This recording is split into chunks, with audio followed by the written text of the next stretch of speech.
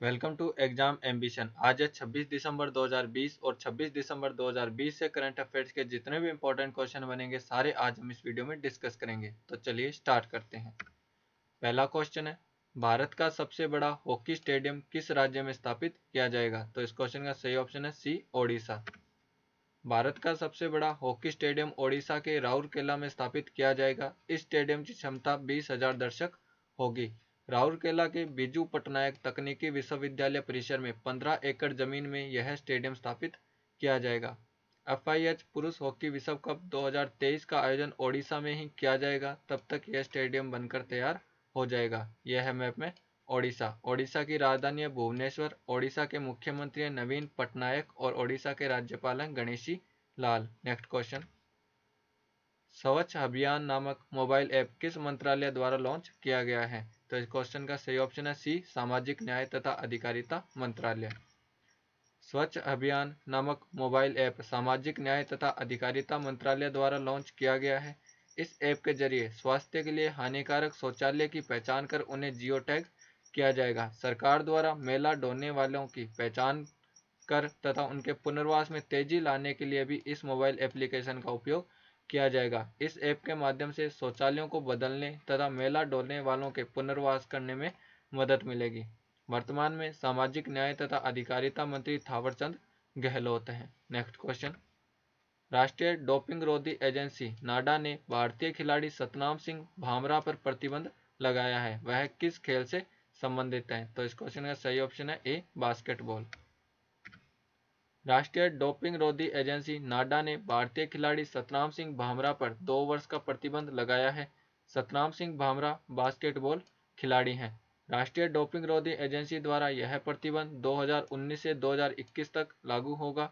सतनाम सिंह भामरा अमेरिकी basketball league NBA की team में शामिल होने वाले पहले भारतीय खिलाड़ी हैं। राष्ट्रीय डोपिंग रोधी एजेंसी नाडा की स्थापना वर्ष 2005 में की गई थी। इसे खेल मंत्रालय के तहत स्थापित किया गया था। वर्तमान में राष्ट्रीय डोपिंग रोधी एजेंसी के CEO नवीन अग्रवाल हैं। ये हैं खिलाड़ी Satnam Singh Bhamra. Next question, Changthang wetland Bharat के किस राज्य में स्थित है? तो इस क्वेश्चन का सही ऑप्शन है बी, लद्दाख। चांगथांग वेटलैंड भारत के लद्दाख में स्थित है। चांगथांग वेटलैंड को हाल ही में रामसर प्रस्ताव संधि के तहत भारत में अंतर्राष्ट्रीय महत्व के वेटलैंड की सूची में शामिल किया गया है।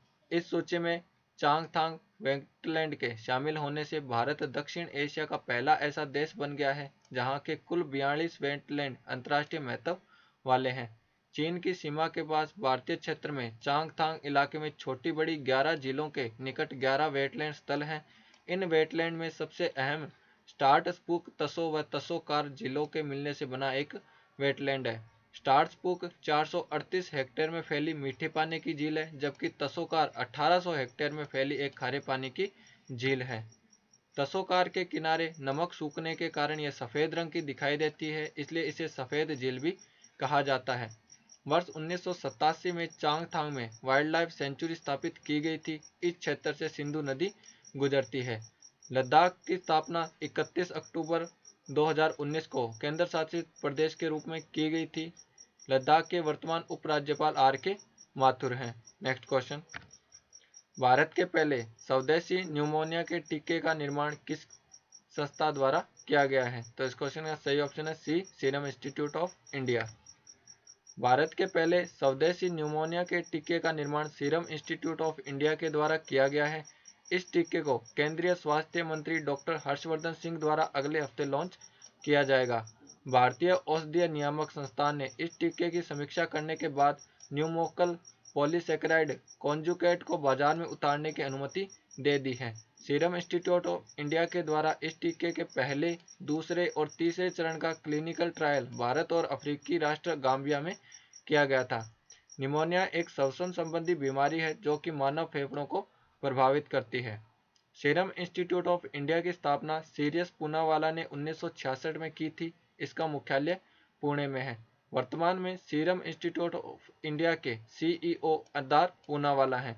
हाल ही में अदार पूनावाला को एशियन ऑफ द ईयर पुरस्कार 2020 से सम्मानित किया गया था। नेक्स्ट क्वेश्चन, किस राज्य ने आशा जन रसोई योजना की शुरुआत की है? तो इस क्वेश्चन का सही ऑप्शन है बी, दिल्ली। पूर्वी दिल्ली के कैलाश नगर में आशा जन रसोई योजना की शुरुआत की गई है। इस योजना को पूर्वी दिल्ली के सांसद गौतम गंभीर ने प्रारंभ किया है। इस रसोई में 1 रुपए में लोगों को भरपेट खाना दिया जाएगा। इस योजना का उद्देश्य गरीबों को सशक्त बनाना है। वर्तमान में दिल्ली के उपराज्यपाल अनिल बैजल हैं। नेक्स्ट क्वेश्चन, हाल ही में बीएसएफ बीजीबी के बीच 51वीं डीजी स्तर की वार्ता कहां आयोजित की गई है? तो इस क्वेश्चन का सही ऑप्शन है बी, गुवाहाटी। हाल ही में भारतीय सीमा सुरक्षा बल बीएसएफ और बॉर्डर गार्ड बांग्लादेश बीजीबी के बीच 51वीं डीजी स्तर की वार्ता गुवाहाटी में आयोजित की गई। इस बैठक में बांग्लादेश का प्रतिनिधित्व बीजीपी मेजर जनरल सफीनुल इस्लाम ने किया, जबकि भारत का प्रतिनिधित्व बीएसएफ डीजी राकेश अस्थाना ने किया है। इस बैठक का उद्देश्य दोनों देशों के बीच सीमा प्रबंधन से संबंधित अहम पहलुओं और मुद्दों पर चर्चा करना और उनको बेहतर बनाना है। यह मैप में असम की राजधानी दिसपुर। असम के मुख्यमंत्री हैं सर्बानंद सोनोवाल और असम के राज्यपाल हैं जगदीश मुखी। नेक्स्ट क्वेश्चन, चीन ने किस नाम से दुनिया के सबसे बड़े रेडियो टेलीस्कोप का निर्माण किया है? तो इस क्वेश्चन का सही ऑप्शन है बी, फास्ट। हाल ही में चीन ने फास्ट नाम से दुनिया के सबसे बड़े रेडियो टेलीस्कोप का निर्माण किया है। फास्ट का पूरा नाम 500 मीटर एपर्चर स्फेरिकल टेलीस्कोप है। यह है मैप में चाइना की राजधानी बीजिंग। चाइना की करेंसी है रेन मिनबी और चाइना के राष्ट्रपति हैं शी जिनपिंग।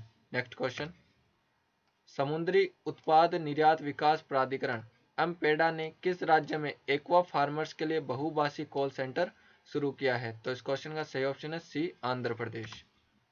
समुद्री उत्पाद निर्यात विकास प्राधिकरण एमपेडा ने आंध्र प्रदेश राज्य में एक्वा फार्मर्स के लिए एक बहुभाषी कॉल सेंटर शुरू किया है।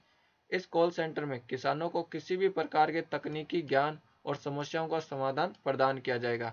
यह सेंटर मुख्य रूप से आंध्र प्रदेश के एक्वा फार्मर्स के लिए स्थापित किया गया है। आंध्र प्रदेश देश का 60% से अधिक समुद्री उत्पाद का निर्यात करता है। समुद्री उत्पाद निर्यात विकास प्राधिकरण the marine product export development authority की स्थापना 24 अगस्त 1972 में की गई थी। इसका मुख्यालय कोच्चि, केरल में है। यह है मैप में आंध्र प्रदेश। आंध्र प्रदेश की 3 राजधानियां हैं, Amravati legislative capital, Visakhapatnam executive capital और कुर्नूल जुडिशियल कैपिटल है। आंध्र प्रदेश के मुख्यमंत्री जगन मोहन रेड्डी और आंध्र प्रदेश के राज्यपाल हैं विश्वभूषण हरिचंद्रन। नेक्स्ट क्वेश्चन, हाल ही में जारी FIH 2020 विश्व रैंकिंग में भारतीय पुरुष हॉकी टीम ने कौन सा स्थान हासिल किया है? तो इस क्वेश्चन का सही ऑप्शन है डी, चौथा। FIH 2020 विश्व रैंकिंग में भारतीय पुरुष हॉकी टीम ने चौथा स्थान हासिल किया है। इस सूची में पहले स्थान पर बेल्जियम पुरुष हॉकी टीम है।